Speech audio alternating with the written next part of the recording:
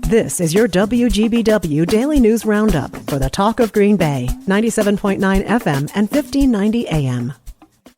From the 97.9 WGBW Newsroom, I'm Connie Fellman with this local news update. Convicted murderer Taylor Shabiznis was back in court. Shabiznis was wheeled into a Fond du Lac County courtroom in shackles to enter a new plea to a charge of attacking an officer at Taycheedah Correctional. Shabiznis agreed to plead guilty to an amended charge of misdemeanor disorderly conduct. Before the plea deal, Shabiznis faced a 3-day trial later this month on a charge of battery by a prisoner with a repeat offender enhancer. The felony charge carries up to 6 years in prison, though Shabiznis is already serving life without parole for the murder and dismemberment of Shad Therian in Green Bay in 2022. Prosecutors say Shabiznis was being treated in a medical room at Taycheedah when she lunged at the nurse and swung a metal table at the officer who intervened. The officer subdued Shabiznis with pepper spray and was then treated at a hospital for injuries. During her homicide trial in 2023, Shabiznis notoriously launched at her attorney, and back in April, she attacked another attorney in this latest case. The judge set sentencing for Monday, December 1st. Today marks the 150th anniversary of the deadliest wildfire in U.S. history, and it happened right here in Wisconsin. The Peshtigo Fire on October 8, 1871, claimed between 1,800 and 2,500 lives and devastated large parts of northeastern Wisconsin. A combination of drought, high winds, and sparks from human activity started the blaze. The Great Chicago Fire that happened on the same date often overshadows the Peshtigo Fire because it was in a larger, more prominent city. But Peshtigo continues to mark the anniversary to honor the victims and to keep the history of the event alive. A prominent Wisconsin Democrat recently announced he is not running for governor, opting instead to seek a third term as the state's top law enforcement official. Attorney General Josh Kaul announced he is running for re-election. Kaul said in an interview this week that he seriously considered running for governor, but was worried the job would take him away from his two sons, ages 8 and 11, and the state needs leaders willing to push back against President Donald Trump's administration. More than half a dozen Democrats have announced plans to run in the August primary. On the Republican side, there are 2 candidates running at this point. Kaul recently chimed in on what's now a court fight over Wisconsin's registered voters. A Waukesha County judge says the state's top election officials must verify that everyone on the voter rolls is a U.S. citizen.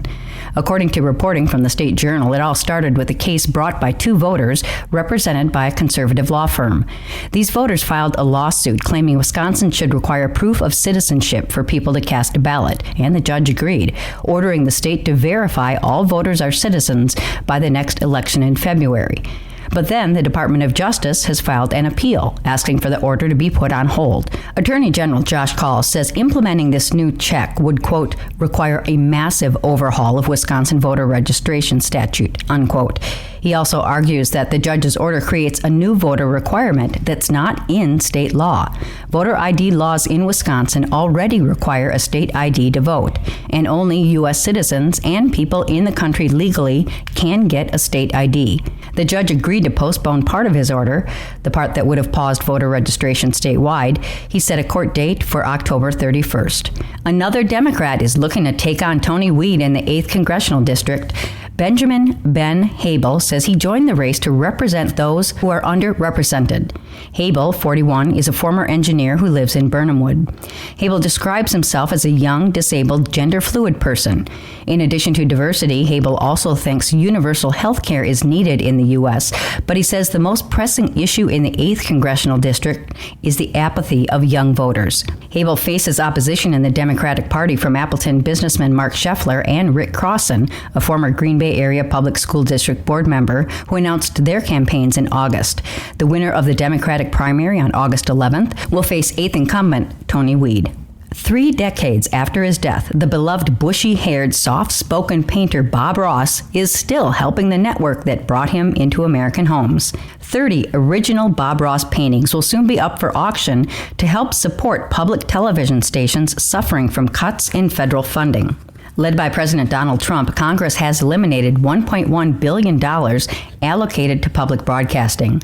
The paintings to be auctioned off feature the serene mountain landscapes and lake scenes that were Ross's signature. He created most of the 30 on air. each in under 30 minutes, which was the span of a single episode. The paintings have an estimated total value of $850,000 to $1.4 million. With news at the top and bottom of the hour all day and on demand anytime at WGBW.FM, I'm Connie Fellman, 97.9 WGBW News.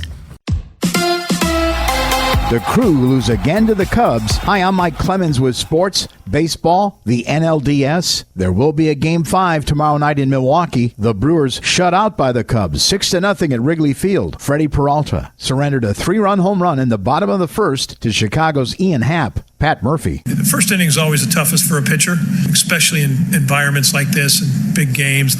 First inning can always be the struggle, and hadn't shown him the heater yet and got too much of the middle of the plate. First pitch at 7:08 tomorrow night at AmFam Field. College football, the Badgers host the Hawkeyes tomorrow night in Madison. Kickoff 6 p.m. Wisconsin lost 42-10 last year at Iowa. The focus is obviously what happened last year and what it is that we need to do to change all that happened last year. It'll be a physical, tough, hard-nosed game. Nothing different than what you would expect from an Iowa-Wisconsin football game. We got to make sure that Saturday night we're ready to roll. That's Badgers head coach Luke Fickell. With sports, I'm Mike Clemens.